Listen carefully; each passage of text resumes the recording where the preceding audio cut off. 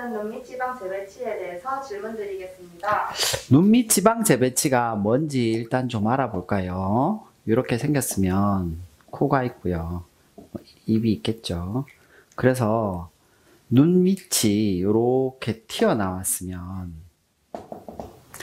이걸 해결하는 방법이 눈 속의 결막, 여기 빨간 살, 여기로 칼이 들어가거나 레이저가 들어가서 여기 눈 밑에 불룩한 걸 수술하면 눈밑 지방 재배치 또는 지방 제거라고 하고요. 이게 이름이, 원래 이름은 경결막이에요.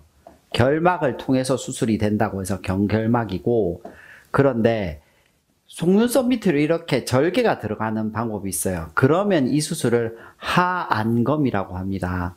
안검이 눈꺼풀이라는 뜻이고 아래쪽 눈 밑에 있는 눈꺼풀로 수술이 들어간다는 뜻이죠. 그래서 눈밑 지방 재배치는 눈 안 경결막으로 수술이 들어가기 때문에 실제로 바깥으로 봐서 흉터는 거의 없다고 보면 됩니다. 자, 그런데 눈밑 지방 제거는 뭐고 재배치는 뭐냐면, 제거는 여기에 있는 지방이 나와 있을 때 여기에 이렇게 구멍을 뚫어서 이 지방을 제거해 주는 겁니다. 근데 여기가 왜 나왔는지에 대해서는 의견이 다 달라요. 첫 번째는 경막, 이걸 막는 벽이 이제 느슨해졌다는 설도 있고, 또 하나는 지방이 약간 앞으로 갔다, 뭐 CT상 그걸 검증한 분도 있는데, 뭐 여러 가지 설들이 있는데, 문제는 일단 경막이 약해진 건 팩트이기 때문에 거기에 구멍을 뚫어서 뭔가 꺼내고 다시 뭐 봉합해 놓지 않는다면 지방 제거만 하는 건 사실 좀 이론적으로는 좀 틀리다고 생각해요. 재배치는 눈물 고랑이라고 부르는 이 고랑에 경막을 포함하는 이런 그 지방 주머니를 속에서 꼬매주는 건데, 그래서 실제로는 지방 재배치를 할 때 지방 이식 행위는 없습니다. 근데 지방 이식이 왜 일어나냐면, 어떤 병원에서 이걸 언어적으로 해석해서 여기를 지방 제거를 해주고 눈물 고랑에 지방 이식을 해주기 때문에 그렇습니다. 그런데 눈물 고랑에는 지방 이식, 필러 전부 다 그렇게 좋은 결과를 주지 못해요.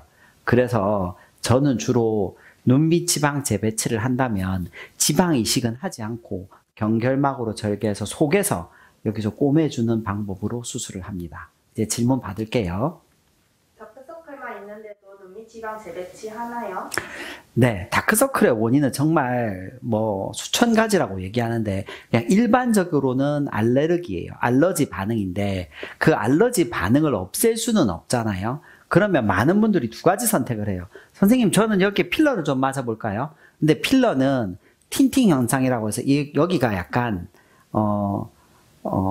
회색으로 바뀌어버려요. 검은색이 약간 회색으로 바뀌기만 하지 좋아지진 않아요. 근원적으로 그래도 좀 좋아질 수 있는 건 지방 재배치인데, 저는 개인적으로 지방 재배치로 좋아질 확률은 50%라고 얘기해요. 사실은 근데 그보다 좀 더 긍정적이에요.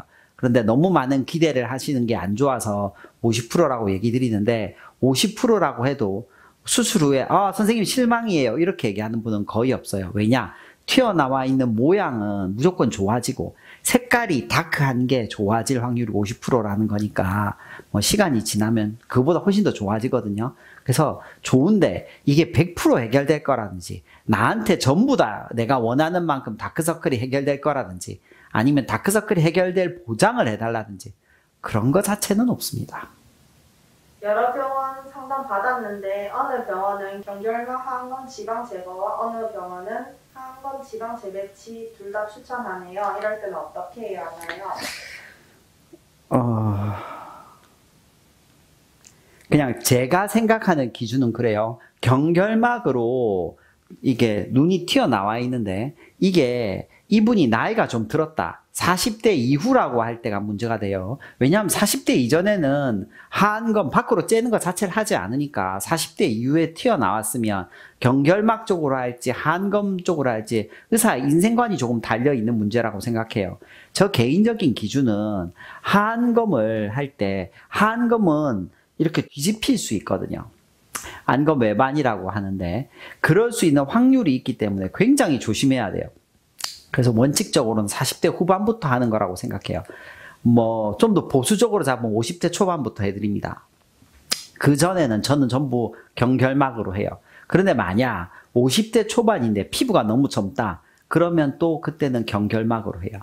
어떤 정해진 기준이 뭐 헌법처럼 딱 있는 것이 아니라 어떤 그 상황 하에서 환자분의 상태를 보고 결정하기 때문에 의사마다 약간 의견이 다 다를 수 있어요. 그리고 간혹 어떤 병원은 하안검을 못하는 병원이 있어요.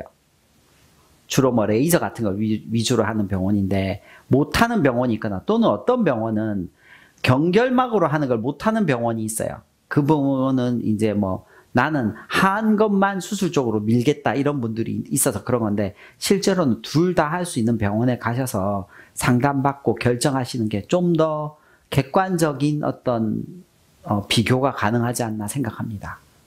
눈밑 필러를 맞았는데 지방 재배치 가능한가요? 예, 가능한데 만약 환자분이 엄청 시간이 없지 않다면 필러 녹이는 주사를 맞고 하는 걸 추천하고요.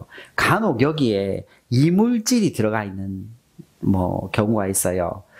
뭐 스컬땡땡이나 아니면 뭐 그 비슷한 뭔가 조직을 넣어주는 어떤 필러 주사를 맞은 분들이 꽤 있는데 또는 안 녹는 필러거나 그런 필러들은 수술하면서 제거 수술을 같이 해주는 게 좋습니다. 지방 제거 후 재배치 가능한가요?